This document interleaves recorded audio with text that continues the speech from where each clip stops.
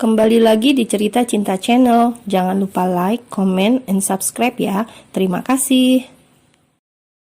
Pagi itu, Via merawat Lila di kamar dengan mengompres menggunakan handuk guna menurunkan panasnya. Namun hingga beberapa jam kemudian, tubuh Lila masih terasa hangat. Bahkan wajah gadis kecil itu semakin memucat dan bibirnya terlihat kering. Sehingga Via merasa semakin khawatir. Tak berselang lama, terdengarlah suara bel berbunyi. Via pun segera melangkah keluar untuk melihat siapa yang datang. Saat membuka pintu, tampak seorang pria paruh baya dengan senyum ketulusan berdiri di depan sana.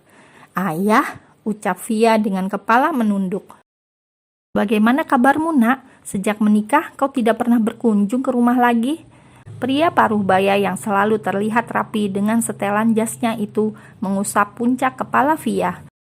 Maaf ayah," Via menyahut dengan suara terputus-putus, mengingat ancaman Wira yang pernah melarang Via menemui kedua orang tuanya. Bahkan Via tidak mempersilahkan mertuanya untuk masuk ke rumah. Menyadari gelagat Via yang tak biasa, pria berusia lebih dari setengah abad itu pun kembali menunjukkan senyumnya. "Ibu sering mencarimu, dia sangat ingin bertemu denganmu. Bisakah kau meluangkan waktumu untuknya?" Kali ini Via tidak menyahut. Ia memilih diam karena tidak punya jawaban untuk pertanyaan itu. Wanita muda itu memberanikan diri, mengangkat kepala, menatap ayah mertuanya itu. Seketika raut wajah pria itu berubah saat melihat mata Via yang sembab. "Kau habis menangis?" tanyanya hendak memastikan kecurigaannya. "Apa yang terjadi, Nak? Apa Wira menyakitimu?" "Tidak ayah, Lila sakit dan aku tidak tahu harus bagaimana." Via kembali tertunduk menahan air matanya. "Anakmu sakit? Lalu di mana Wira? Kenapa kalian tidak membawanya ke dokter?" Raut wajah ayah sudah terlihat khawatir. "Mas Wira," ucapnya terputus. "Biasanya Mas Wira sudah berangkat kerja di jam seperti ini, ayah." Mendengar nada bicara Via membuat ayah mertuanya itu semakin curiga. "Apa maksudmu, Nak? Apa Wira tidak tahu kalau anakmu sedang sakit?" Via menjawab dengan gelengan kepala yang membuat ayah menghela nafas panjang. Ia mulai yakin ada sesuatu yang tidak beres dalam rumah tangga anaknya. Sambil mengusap bahu menantunya itu, ia bertanya, "Apa yang kau tutupi dari ayah, Nak? Kau tidak sedang baik-baik saja kan? Katakan, apa Wira memperlakukanmu dengan baik atau dia hanya menyakitimu?" Seketika pertahanan yang dibangun Via runtuh. Ia menangis pilu dan dalam hitungan detik saja sudah sesegukan. Kesedihan yang sejak tadi tidak ingin ia tunjukkan pada pria baik hati yang telah dianggapnya sebagai ayah sendiri itu akhirnya meluap. Via mungkin seorang istri yang baik yang tidak ingin aib dalam rumah tangganya diketahui oleh orang lain. Sebab itu ia memilih diam. Namun naluri keibuannya mengalahkan segalanya. Via hanyalah seorang ibu yang tidak tega melihat anaknya dalam keadaan sakit. "Ayah, tolong aku. Aku mau membawa Lila ke dokter, tapi aku tidak punya," ucapnya tersendat-sendat. Namun sang ayah mampu mengerti dengan baik apa maksud Via. Meskipun terlihat sedih, ayah masih menunjukkan senyum teduhnya. Ia merangkul Via. "Anakku, bukankah aku adalah ayahmu juga? Kau bisa menceritakan apapun padaku." "Tidak ayah, aku tidak apa-apa. Aku hanya mengkhawatirkan Lila. Dia demam tinggi," jawabnya sembari mengusap air matanya. "Baiklah Nak, ayo kita bawa Lila ke rumah sakit. Di mana dia sekarang?" Dan pertanyaan itu kembali membuat wajah Via berubah. Tidak ingin ayah mertuanya mengetahui kamar macam apa yang diberikan Wira untuknya dan Lila. "Dia sedang tidur di kamar, ayah. Tunggulah di sini, aku akan ke dalam dulu." Via buru-buru melangkah masuk ke dalam rumah, menuju kamar belakang tempat Lila sedang tidur.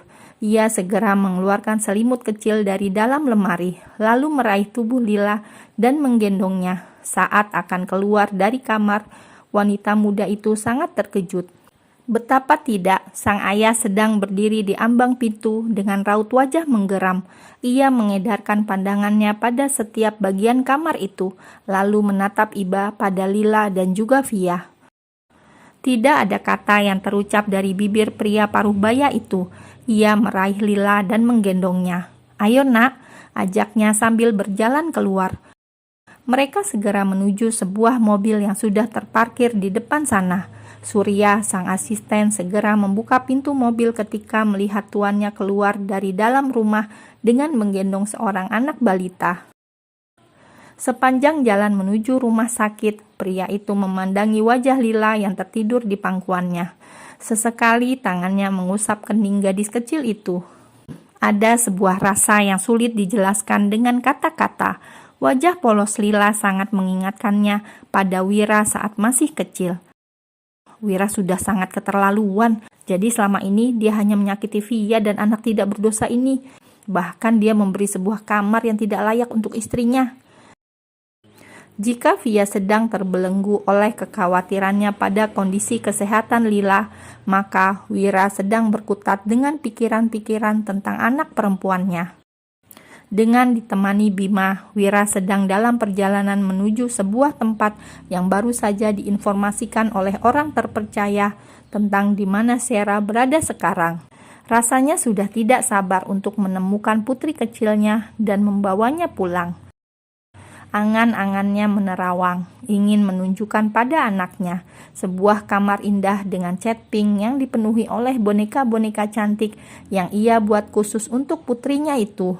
Wira sedang menebak dalam lamunannya akan sebahagia apa anak gadisnya saat menginjakan kaki di kamar itu, dan akan seperti apa reaksinya saat pertama kali bertemu dengan sang ayah. Sudah sebesar apakah anak gadisnya itu? Sungguh pikiran-pikiran itu benar-benar membuat Wira merasa tidak sabar untuk menemukan informasi keberadaan anaknya, dan Sera adalah jawabannya. Hanya Sera seorang yang tahu tentang keberadaan putrinya. "Tunggu ayah nak, kita akan segera bertemu. Kita akan pulang ke rumah kita dan kau pasti akan sangat bahagia." Wira dan juga Bima sedang duduk di dalam mobil di depan sebuah apartemen yang menjadi tempat tinggal Sera selama menetap di Bali. Mereka baru saja mendatangi unit Sera, namun tidak ada siapapun di sana, sehingga mereka memilih menunggu di luar. Wira memperhatikan keadaan sekitar. Apartemen itu bukanlah sebuah apartemen yang tergolong mewah. "Kau yakin Sera tinggal di sini?" tanya Wira menatap bangunan tinggi itu.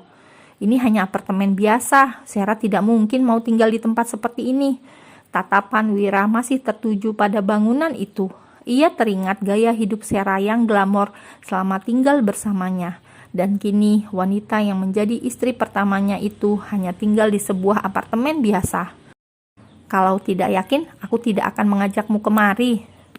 "Tapi ini sama sekali bukan selera seorang Sera.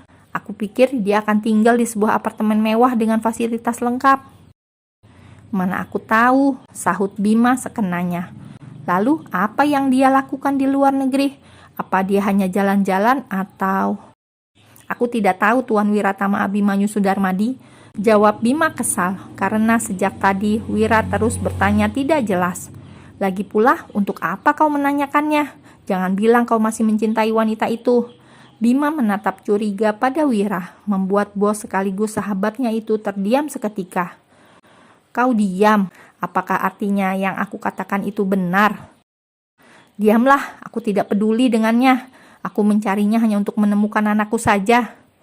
"Ya, kau benar." Wira menyandarkan punggungnya sembari menghela nafas panjang. Ia mengeluarkan ponsel dari saku celana, sementara Bima mengamati keadaan sekitar. "Sekarang bagaimana? Kita akan menunggu di sini?" tanya Wira, seraya menatap foto bayi baru lahir di layar ponselnya. "Tentu saja, kau menemukan Sera kan?" jawab Bima ketus. Wira tidak menyahut lagi. Sejak meninggalkan rumah, ada perasaan aneh yang membelenggunya. Dan saat menatap foto anaknya, perasaan tidak enak itu semakin menjadi-jadi.